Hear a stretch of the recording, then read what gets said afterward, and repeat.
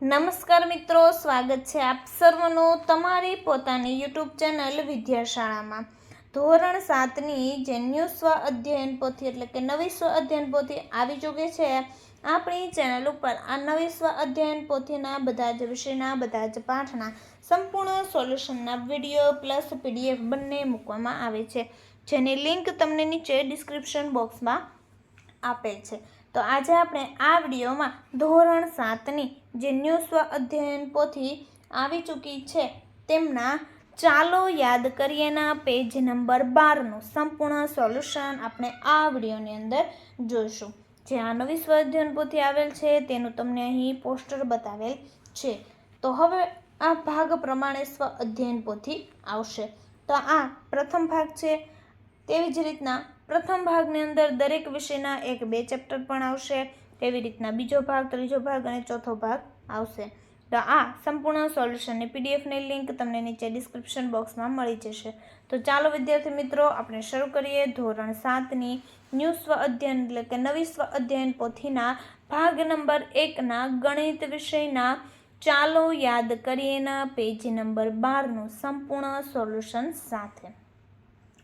જોઈએ પ્રશ્ન નંબર 1, ગણતરી કરો. નંબર 1, 2/7 વત્તા 3/7. તો 2 + 3/7.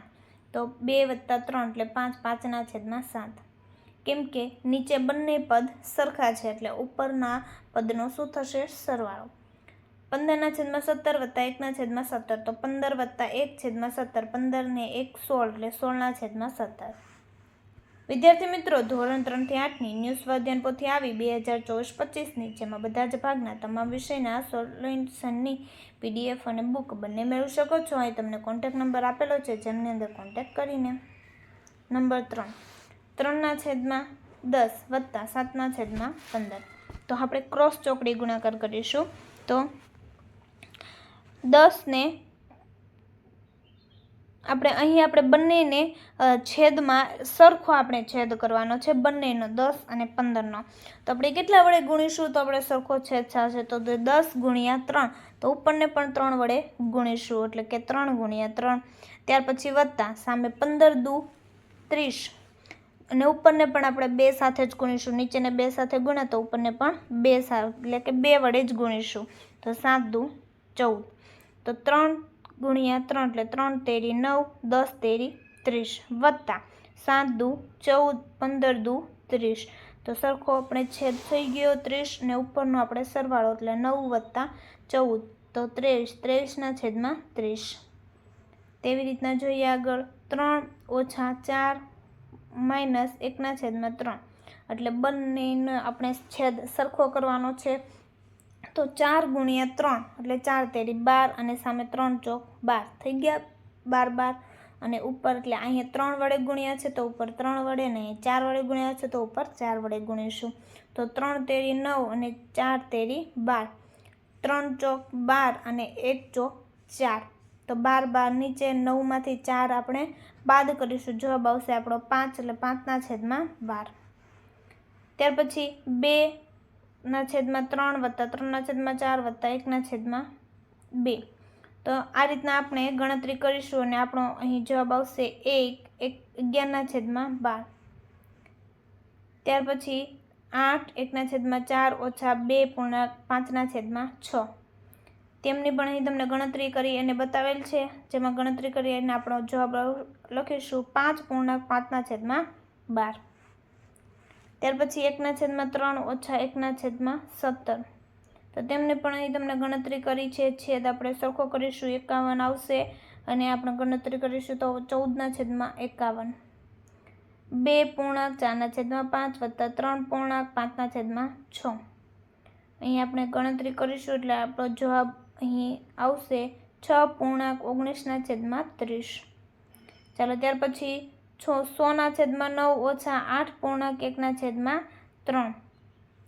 તો આપણે ગણતરી કરીશું, આપણો જવાબ આવશે 2.7/9. ત્યાર પછી આગળ 6.1/2 માઇનસ 1.1/4. તો અહીં આપણે ગણતરી કરીશું અને આપણો અહીં જવાબ મળશે 5.1/4.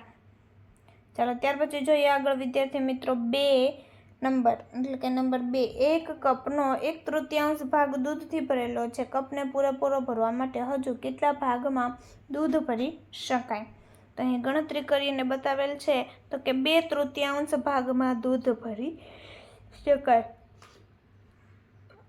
નંબર 3, રીતા 2.1/4 મિનિટમાં મેદાનનું ચક્કર લગાવે છે. તો ગીતાને આ જ મેદાનનું ચક્કર લગાવતા 7/4 મિનિટ લાગે છે. તો કોને વધારે સમય લાગે છે અને કેટલો વધારે? તો અહીં ગણતરી કરીને બતાવેલ છે તો અહીં આપણો જવાબ આવશે કે રીટાને મેદાનનું ચક્કર લગાવતા 2/4 મિનિટ વધારે લાગે છે. નંબર 4, વિરલનું ઘર એની શાળાથી 75/18 કિલોમીટર દૂર છે. તે થોડું ચાલીને પછી બસમાં 11/3 કિલોમીટર રસ્તો કાપી શાળાએ પહોંચે છે. તો તેણે કેટલો રસ્તો ચાલીને કાપ્યો? તો અહીં ગણતરી કરી અને દાખલો બતાવેલ છે. તો કેટલો રસ્તો કાપ્યો?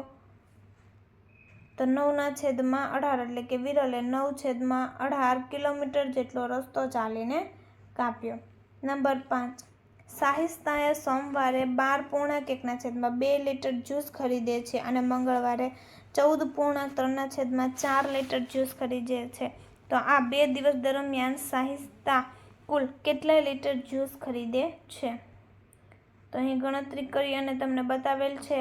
તો અહીં સાહિસ્તા છે જે 109/4 લીટર જેટલું જ્યુસ ખરીદે છે.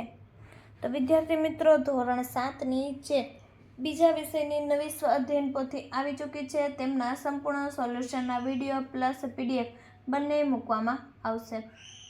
તો આ વિડીયોની લિંક તમે તમારા મિત્રો દોસ્તોને જરૂરથી શેર કરજો જેથી તે લોકોને પણ આ સોલ્યુશનનો લાભ મળી રહે.